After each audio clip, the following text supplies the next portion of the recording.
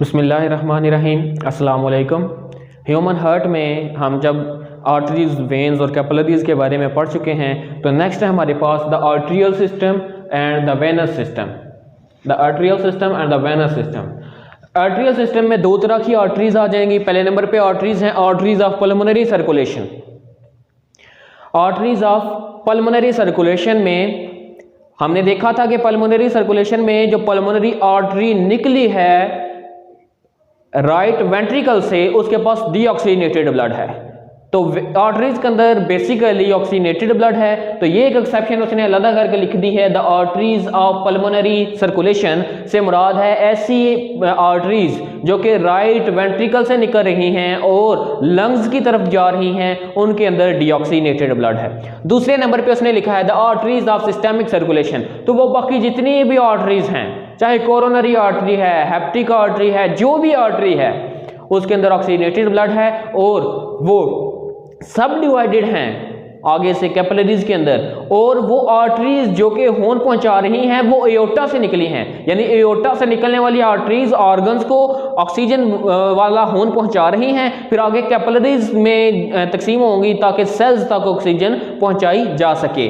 Next है हमारे पास the venous system, veins of pulmonary circulation. हमने देखा था कि लेफ्ट और राइट लंग से आने वाली पल्मोनरी वेन जिसके अंदर ऑक्सीनेटेड ब्लड है, हालांकि वेन्स के अंदर कौन सा ब्लड होना चाहिए? डीऑक्सीनेटेड। लेकिन जो राइट और लेफ्ट लंग से आने वाली पल्मोनरी वेन्स हैं उनके अंदर ऑक्सीनेटेड ब्लड है। तो ये एक एक्सेप्शन उसने अलग करके लिख दी है। दूसरे नंबर पर हैं वेन्स ऑफ सिस्टेमिक सर्कुलेशन। हमने देखा था कि जब कैपिलरीज मिलती हैं तो वो आगे से स्मॉल वेन्स, फिर वेन्यूल्स, फिर वेन्स के अंदर तकसीम हो जाती हैं। तो कैपिलरीज जब अपना ऑक्सीजन देती हैं और कार्बन डाइऑक्साइड उनके अंदर दाखिल हो जाती है, तब उन्हें हम कहते हैं ये स्मॉल वेन्स पहुंच चुकी हैं। फिर वेन्यूल्स, फिर वेन्स, फिर सारे जिस्म से सुपीरियर वेना केवा और इंफीरियर वेना केवा बड़ी वेन्स हैं, ऐसी वेन्स हैं जिनके अंदर डीऑक्सीनेटेड ब्लड होता है। वो सारे जिस्म से डीऑक्सीनेटेड ब्लड ला के दिल में फेंक देती हैं और दिल के लेफ्ट एट्रिया के अंदर फेंकती हैं, सॉरी राइट एट्रिया के अंदर फेंक दिया। जो राइट एट्रियम होता है उसके अंदर आके सुपीरियर और इन्फीरियर वेना के वो आके डीऑक्सीनेटेड ब्लड फेंक देते हैं। दूसरे नंबर पर हमारे पास जो मेजर टॉपिक है वो है कार्डियोवैस्कुलर डिजीजेस का डिसऑर्डर्स। कार्डियो से मुराद है दिल और वैस्कुलर से मुराद है वो जो नालियां, वेजल्स, और डिसऑर्डर डिजीजेस का नाम है। एथरोसेक्लेरोसिस और आर्टरियोसेक्लेरोसिस ये असल में नालियों का, वेजल्स की बीमारियां हैं, जबकि जो मायोकार्डियल इन्फेक्शन है वो दिल की बीमारी है, या जिसे हम कहते हैं ये कार्डियक अटैक है या हार्ट अटैक है। जबकि जो एथरोसेक्लेरोसिस हैं और आर्टरियोसेक्लेरोसिस हैं ये असल में वेन्स का या आर्टरीज का या ब्लड वेजल्स का जो डिसऑर्डर है वो है। एथरोसेक्लेरोसिस में नैरोइंग ऑफ आर्टरीज, आर्टरीज खून की ऐसी नालियां हैं जिनके पास ऑक्सीनेटेड ब्लड है, और नैरोइंग ऑफ आर्टरीज से मुराद है वो उनका जो ल्यूमन है, वो जो डायमीटर है उनके अंदर वो तंग हो जाता है। क्यों तंग हो जाता है? जब बंदा ज्यादा फैट खा ले, जंक फूड ज्यादा खाए, हेल्दी डाइट कम खाए, फल सब्जियां कम खाए और बर्गर, सैंडविच, पिज़्ज़े वगैरह ज्यादा खाए, या फैटी एसिड का ज्यादा इस्तेमाल करे, घी का ज्यादा इस्तेमाल करे, तो आस्ता आस्ता उसकी आर्टरीज के अंदर वो फैटी एसिड जमना शुरू हो जाते हैं और खून की नालियों के दीवारों के साथ ऐसे लगना शुरू हो जाते हैं। जब खून की नालियों के दीवारों के साथ लगना शुरू हो जाएंगे तो डेफिनेटली उनका जो इंटरनल ल्यूमन है, वो जो अंदर का सुराख है जिससे ब्लड फ्लो कर रहा है, वो कम हो जाएगा।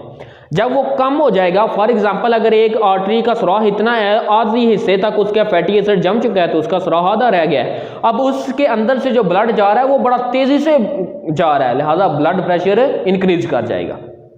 दिल को बड़ी कुव्वत लगानी पड़ेगी ताकि दिल खून जो है वो यहाँ से वो जो रुकावट बनी हुई है, जो जंप बना हुआ है, वहां से गुजर जाए। बहुत औक़ात ऐसा भी होता है कि इतनी डेपोजिशन ऑफ फैटी एसिड हो जाती है कि पक्का एक प्लाक बन जाता है, एक पूरा लोथड़ा बन जाता है, क्लॉट बन जाता है फैटी एसिड का, जिसकी वजह से खून जो है वो आगे की तरफ मूव नहीं कर सकता। तो वो जगह जहां पर आर्टरी के अंदर प्लाक बना हुआ है फैटी एसिड का, उससे आगे जितना भी एरिया है उसको ऑक्सीजन नहीं मिलेगी, वो काम नहीं करेगा, वो आस्ता आस्ता पीला होगा, फिर आस्ता आस्ता वो पर्पल कलर का हो जाएगा और वहां पे गैंग्रीन होना शुरू हो जाएगी, जिसकी वजह होती है कि ऑक्सीजन नहीं मिलती सेल्स को या टिश्यूज को।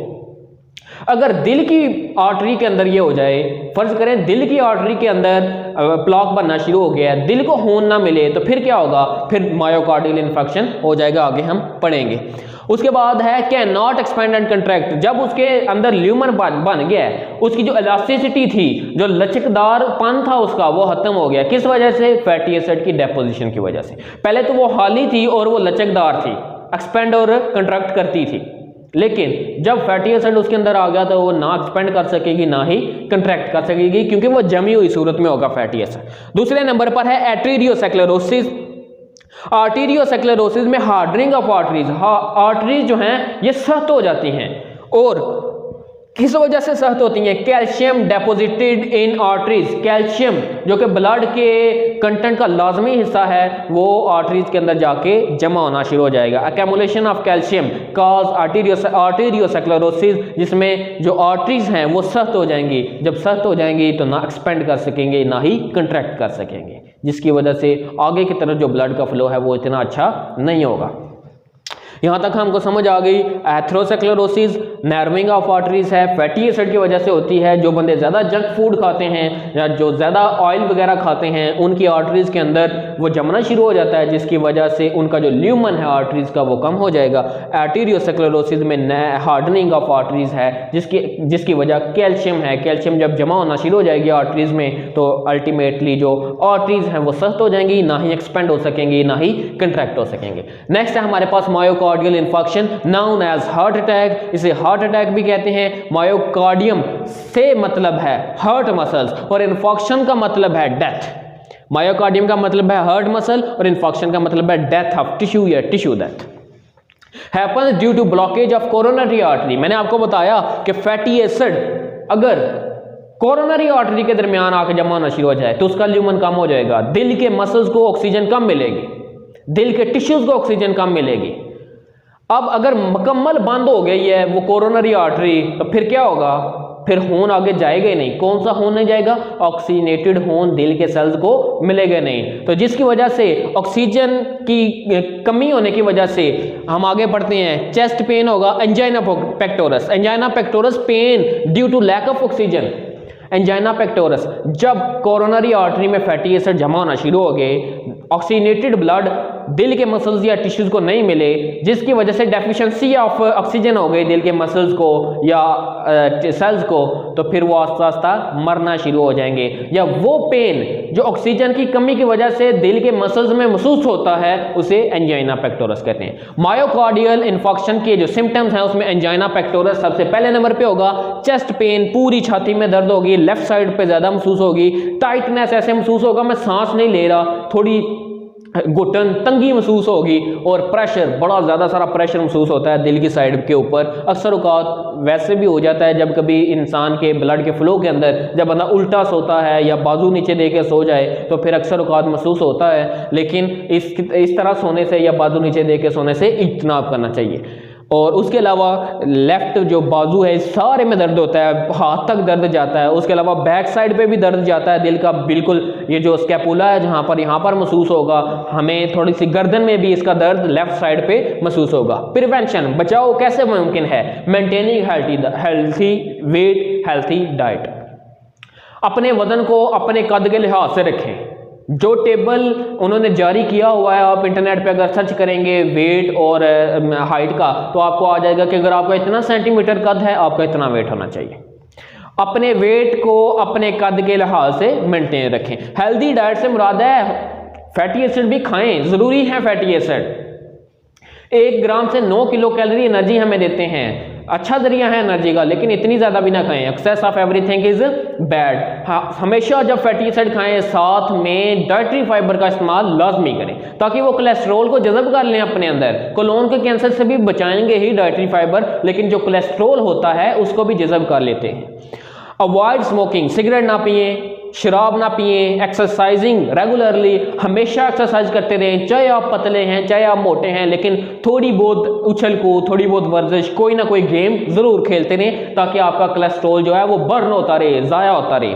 सिर्फ खा के बैठना नहीं है। Blood pressure should be control. Blood pressure और डायबिटीज से जितनी हद तक मुमकिन हो सके बचें। ब्लड प्रेशर भी ज़्यादा खाने की वजह से होगा, और डायबिटीज़ भी हमेशा ज़्यादा खाने की वजह से होगा। डायबिटीज़ से मुराद है ब्लड में ग्लूकोज का लेवल बढ़ गया है। तो किस तरह बढ़ा है? आपने ज़्यादा खुराक खाई है जिसकी वजह से आपके ब्लड के अंदर जो ग्लूकोज का लेवल है वो बढ़ चुका है। ट्रीटमेंट क्या होगा? अगर फर्ज करें किसी बंदे को एंजाइना पेक्टोरस के बाद हार्ट अटैक आ ही गया है, मायोकार्डियल इन्फेक्शन आ ही गया है, तो उसका ट्रीटमेंट है ऑक्सीजन सप्लाई। सबसे पहले नंबर पर उस बंदे को ऑक्सीजन दी जाए, उसके मुंह के ऊपर वो ऑक्सीजन मास्क लाजमी लगाया जाए और सिलेंडर साथ अटैच किया जाए।